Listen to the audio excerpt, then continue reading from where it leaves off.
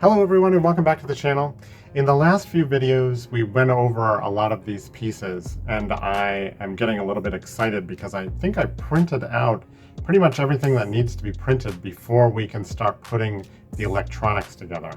But as you can see, a lot of these alignment pins and things like that are still kind of hanging out there. So in this video I wanted to try to make things a little bit more permanent. And I wanted to put some threaded inserts in things. Most people will take these threaded inserts and insert them with a soldering iron. But what I'm thinking about doing is actually just using some 5-minute epoxy to put them in.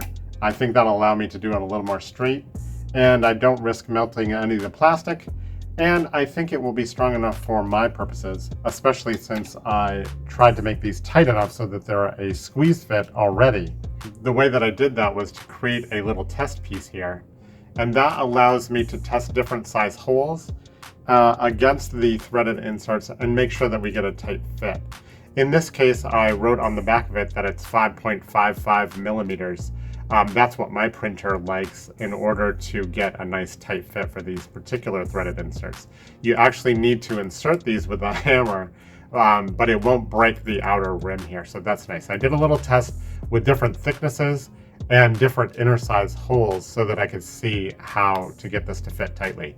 I did several different versions with different hole sizes, but this is the one that I ended up using with all of these prints. So all of these holes end up being 5.55 millimeters. I guess the only thing left to do really is to mix up some of this 5-minute epoxy. I'm not sponsored by Gorilla Glue, but I just like their color scheme because it seems to match everything else that I'm doing here. So, but here it goes. I'm going to open this up and we'll just start adding threaded inserts. Now this actually comes with a little spatula to help stir the epoxy, which is very handy. And also another thing to note is that this tip, when you break off this tip, that can actually be inserted back onto the spigots here so that you don't have leaking everywhere. But here goes nothing. We want to try to get equal amounts on either side. Now you can see that I have a little bit more of one than I do the other, but I think we're close enough for government work here. All epoxies come with a hardener as well as the epoxy base. And for 5-minute epoxy, you just want to make sure that you get close to equal portions or it won't ever really harden properly.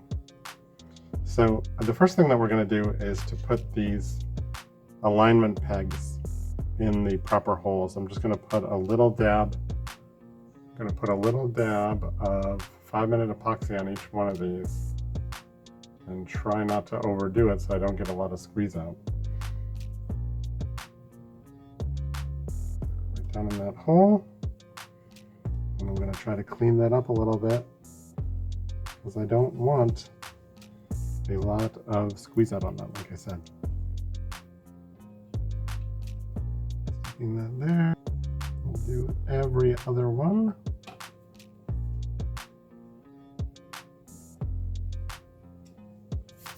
And then in the other ones, we're going to do threaded inserts. So I don't know how this is going to work, but I'm just going to try dipping the bottom of this in the 5-minute.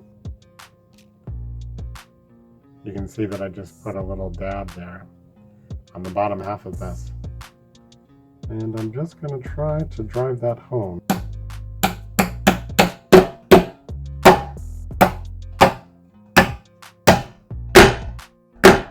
All the threaded inserts are installed on this lower coin holder.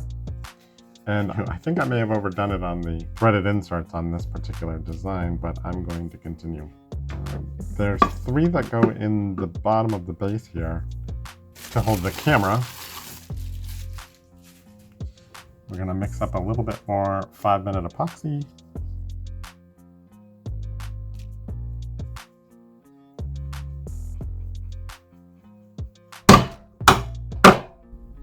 So those came out pretty good. There's 4 more that go in the Coin Studio here.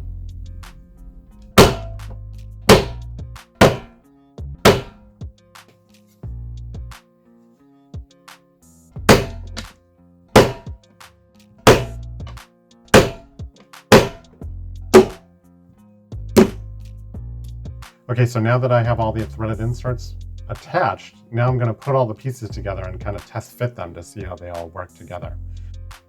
First step is to attach the camera mount. I guess I'm always amazed when things kind of just fit together, even though the 3D CAD software that they designed these in, I designed them in a way that they all lined up, but it's always amazing that you can just print these out on a 3D printer and have it all just work out. So that is the camera studio mounted. The next step will be to add this coin stacker to the coin collection unit.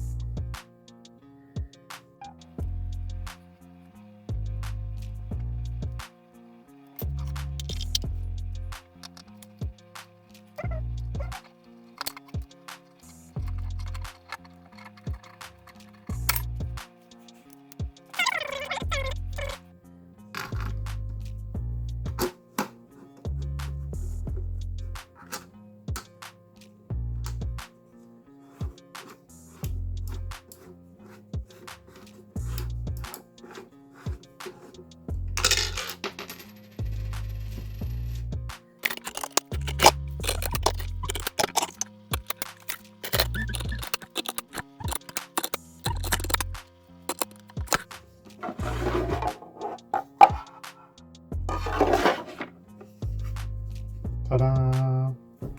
It's the first time we've had all of the pieces of the coin bot put together. There's still a few tweaks that I need to make, but otherwise I think we're in pretty good shape. But for now, that's my 2 cents. I think that's enough for this video. Thanks for watching, everyone. Stay awesome.